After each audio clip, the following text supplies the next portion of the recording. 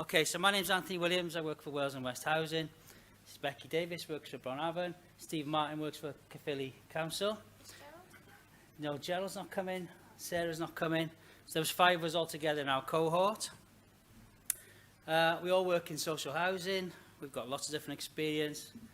Becky's in development. Steve's sustainable. Yeah. I run some repair stuff in Wales and West. So our challenge was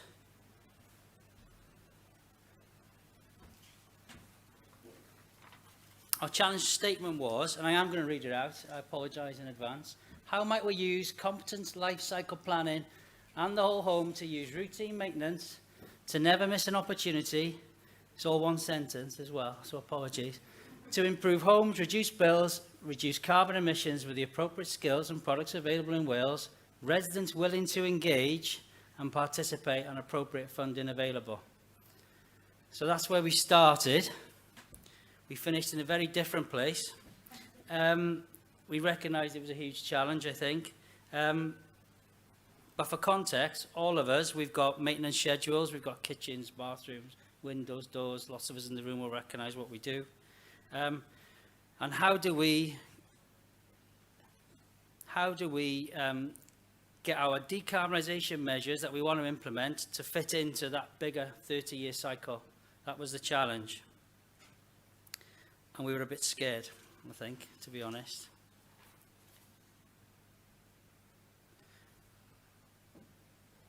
Guided by the CAKE team, we undertook a number of steps to understand our challenge, such as trying to find out who our stakeholders are,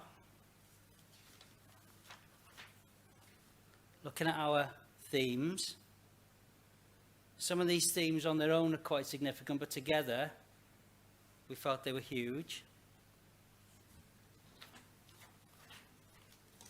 To do that, we were taught a number of techniques. As mentioned earlier, we were taught how to empathise with stakeholders. We were taught how to design solutions that catered for their needs. We were taught about circular economy and how it can bring real benefits to businesses and communities. And sometimes, like we see here, we used good old-fashioned techniques, which we all enjoyed, I think. I don't know who drew the dragon, but it wasn't me. But I do have an O-level in art, so could have been. And then we used this. For those who've been on everyone used the Miro board. It was quite interesting to use. Difficult, I think, a little bit at first to get the hang of it, but once you did, it's amazing. Something I'm now championing in my organisation.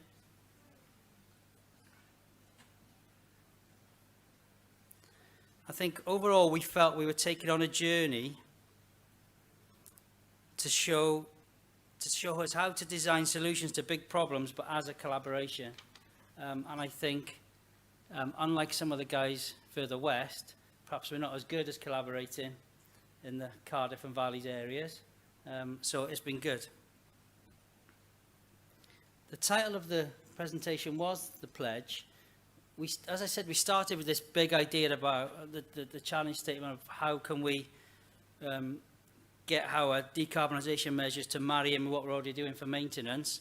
But we ended up focusing on something quite small.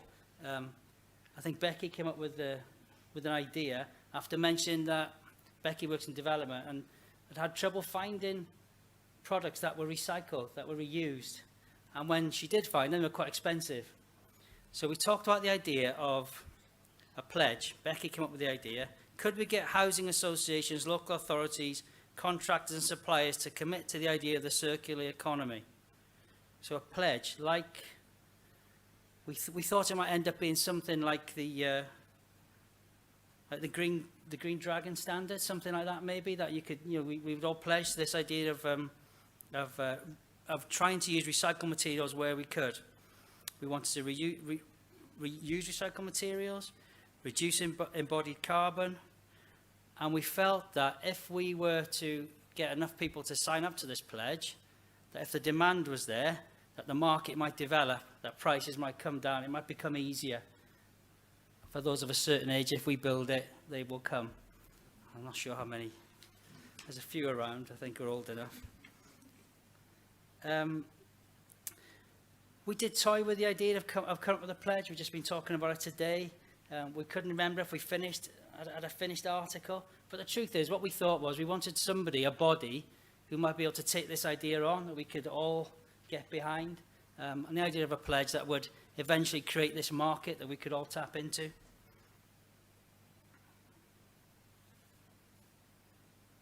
Like I said, it's not anywhere near where we started with the big, massive, scary challenge, but something we ended up on, and we thought that it was something that's probably a little bit more achievable.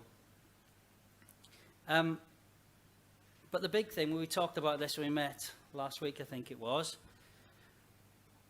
about the community of practice, was that we've got to know each other. We're not very good at doing that, as I said earlier, in the Cardiff and the Valleys areas. And we've created this network now, and we don't want that to stop. So what we hope is that the shared knowledge and experience we've already shared, for want of a better word,